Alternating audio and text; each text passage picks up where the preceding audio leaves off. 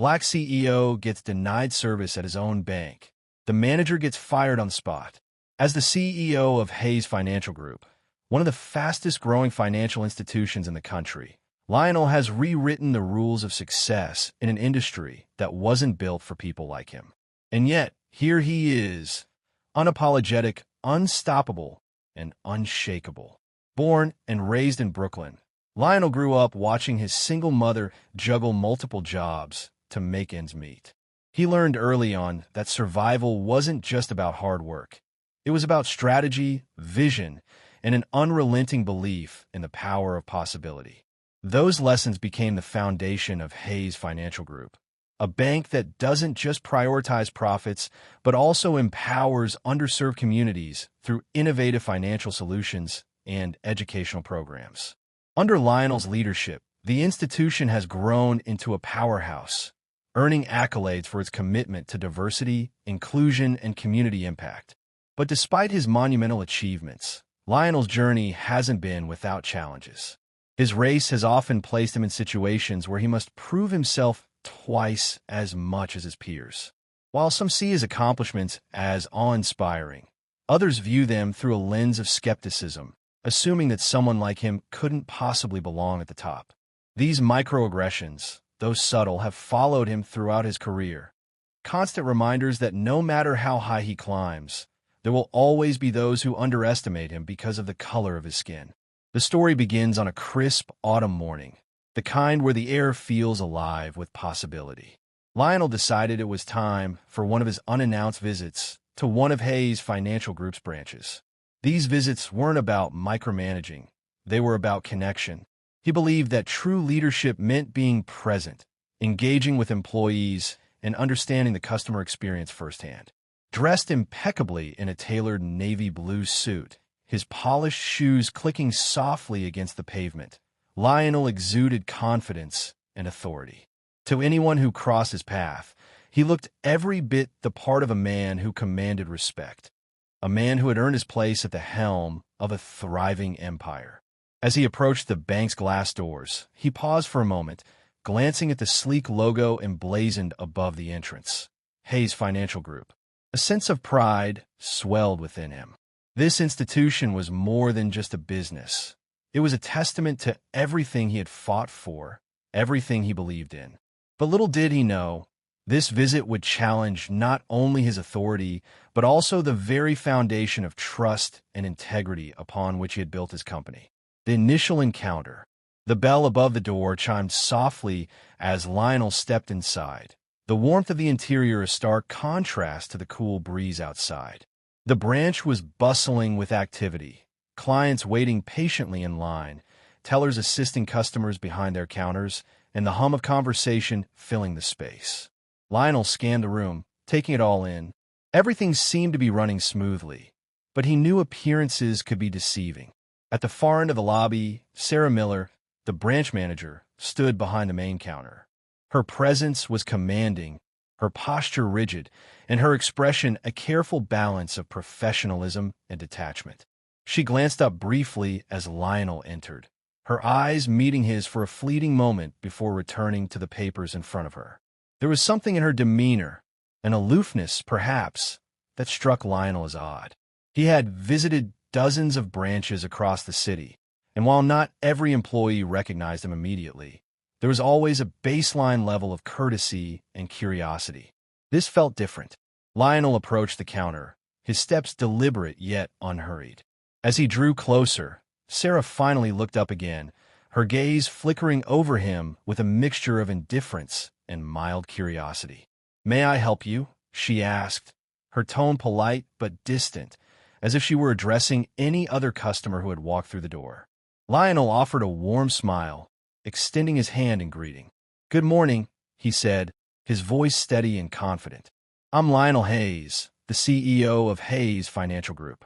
For a split second, Sarah froze, her expression betraying a flicker of surprise. But almost immediately, her features hardened, and she withdrew her hand slightly, leaving his gesture hanging awkwardly in the air. "Oh," she replied, her tone laced with skepticism. "And what brings you here today, Mr. Hayes?" Her response caught him off guard. not because of its content, but because of its delivery. There was an edge to her voice, a subtle insinuation that questioned the validity of his claim. It was as though she didn't believe him, or worse, didn't care to entertain the possibility that the man standing before her could actually be the CEO of the very bank she managed. "I thought I'd stop by to check in," Lionel explained, maintaining his composure despite the growing tension. "It's important for me to stay connected with our branches and ensure everything is running smoothly." Sarah nodded curtly, her lips pressed into a thin line. "Of course," she said, though her tone suggested anything but agreement. "If you'll excuse me, I need to assist another customer." Without waiting for a response, she turned away, leaving Lionel standing there, his hand still extended in midair. The interaction left a bitter taste in his mouth. He had expected professionalism, perhaps even a hint of deference given his position. Instead, he was met with dismissiveness and doubt. For a moment, he considered letting it slide. After all, he had faced similar treatment before, but something about Sarah's attitude gnawed at him. It wasn't just about being denied basic respect. It was about the underlying assumptions that fueled her behavior. Assumptions rooted in bias and prejudice. Determined to address the situation, Lionel took a deep breath and approached the counter once more. "Ms. Miller," he said firmly, his voice cutting through the ambient noise of the branch. "I understand you're busy, but I'd appreciate it if we could speak privately for a moment." Sarah turned back toward him, her brow furrowing slightly. "Is there a problem?" she asked, her tone clipped. "No problem," Lionel replied evenly. "But I think it's best we discuss this further. Shall we?" Reluctantly, Sarah gestured for him to follow her into a small office tucked away near the back of the branch. As they walked, Lionel couldn't shake the feeling that this encounter was about to take a turn, one that would test not only his patience, but also the values he had worked so hard to instill in his company. Inside the cramped office, Lionel closed the door gently but firmly behind him, the sound echoing through the small space. He turned to face Sarah, who was already seated behind a cluttered desk, her expression a mix of irritation and thinly veiled disdain. The fluorescent light overhead cast sharp shadows across her face, emphasizing the tension in the room. Lionel, however, remained composed, his posture relaxed yet authoritative. "Ms. Miller," he began, his tone measured but firm, "I want to clarify something. You seem to have doubts about my identity. Allow me to assure you, I am indeed Lionel Hayes, the CEO of this institution. Would you like me to provide proof?" Sarah hesitated, her fingers drumming lightly on the desk. She glanced at him skeptically, then leaned back in her chair, crossing her arms defensively. "Mr. Hayes," she said, her voice dripping with condescension, "it's not that I doubt your identity. It's just you don't exactly fit the profile of someone in your position." Her words hung in the air like a storm cloud, heavy and oppressive. Lionel felt the familiar sting of prejudice prickling at his resolve, but he refused to let it show. Instead, he raised an eyebrow, his expression calm but piercing. "And what, exactly, is the profile of someone in my position?" he asked, his voice steady but laced with quiet intensity. Sarah faltered, clearly unprepared for his directness. She opened her mouth to respond, then closed it again, her cheeks flushing slightly. After a moment, she stammered, "Well, I mean, people in your position usually come in with an entourage or send prior notice. They don't just walk in off the street." Lionel leaned forward slightly, resting his hands on the edge of the desk. His gaze locked onto hers, unyielding. "So, because I chose to visit my own branch without fanfare, you assumed I couldn't possibly be who I say I am? Or was it something else entirely?" The question hung between them, sharp and unignorable. Sarah shifted uncomfortably in her seat, her earlier bravado beginning to crumble under Lionel's unwavering scrutiny. Still, she attempted to deflect. "Look, Mr. Hayes, if you're trying to make some kind of point." "I'm not trying to make a point," Lionel interrupted, his voice rising slightly but remaining controlled. "You already made it clear when you dismissed me at the counter. Your actions spoke volumes, Ms. Miller. And now you're doubling down implying that my appearance somehow disqualifies me from being the CEO of this company. Sarah's face flushed deeper, and she looked away, unable to meet his gaze. The silence stretched taut, broken only by the faint hum of the overhead lights. Finally, Lionel straightened, his expression softening ever so slightly. "Let me ask you this," he said, his tone quieter but no less pointed. "If I were a white man in a suit walking into this branch, would you have treated me the same way?" The question hit its mark. Sarah's shoulders sagged, and she exhaled sharply, her defenses crumbling entirely. I don't know," she admitted, her voice barely above a whisper. "Maybe not, but that's not fair to assume." "It's not an assumption," Lionel cut in, his voice firm. "It's reality.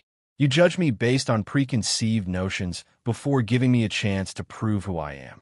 That's not just unfair, it's unacceptable, especially in a leadership role." The weight of his words settled over the room, leaving Sarah visibly shaken.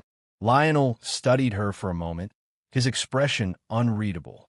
Then, without another word, he turned and exited the office, leaving her alone with the uncomfortable truth she had tried so desperately to avoid. Back in the main lobby, the atmosphere was tense yet charged with anticipation.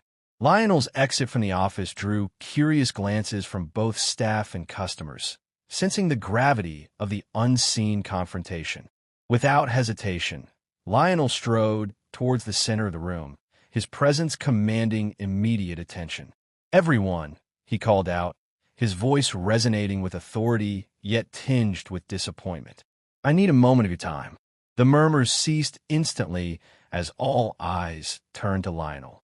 He scanned the faces, noting the mixture of surprise and apprehension. "Today, I experienced something that should never occur in any establishment, least of all in one bearing my name," he began, his tone grave. "Ms. Miller has demonstrated a profound lack of judgment and respect, not only towards me, but potentially to many others who might step through these doors expecting unbiased service." He paused, allowing his words to sink in, watching as several employees exchanged uneasy glances. "Effective immediately, Ms. Miller is relieved of her duties as branch manager," he announced, his voice unwavering. A collective gasp rippled through the crowd, followed by a heavy silence.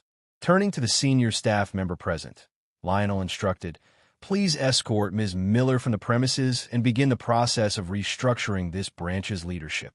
We will conduct a thorough review of our hiring and training protocols to prevent such incidents in the future." His directives were clear, decisive, and final. As the designated staff led a pale and trembling Sarah out of the branch, Lionel addressed the remaining employees. "This is a pivotal moment for all of us. It highlights the urgent need for introspection and change. Leadership is not just about titles. It's about setting the right example, treating everyone with dignity and respect, regardless of their background." His gaze swept across the room, making eye contact with as many individuals as possible. "From today, let this serve as a reminder of our core values. Let's commit to fostering an environment where biases are acknowledged and eradicated. Together, we can transform challenges into opportunities for growth and learning." With that, Lionel concluded his impromptu address, his message reverberating through the hearts and minds of those present. As he exited the building, the air seemed lighter, charged with a renewed sense of purpose and accountability. The incident, though regrettable, had ignited a crucial dialogue about integrity, respect, and the true essence of leadership within Hayes Financial Group. As Lionel stepped out of the bank and into the crisp air of the city, he allowed himself a moment of reflection. The encounter with Sarah Miller had stirred a whirlwind of emotions, from frustration and disbelief to a resolute determination to effect change. Yet, amidst these turbulent feelings, Lionel found clarity. He realized that his response to adversity was a testament to his leadership style, a blend of assertiveness and empathy, of holding individuals accountable while inspiring them to rise above their biases. This incident underscored a critical lesson not just for Sarah, but for everyone involved, including Lionel himself. It highlighted the pervasive nature of implicit biases and the urgent need for continuous education and awareness within corporate structures.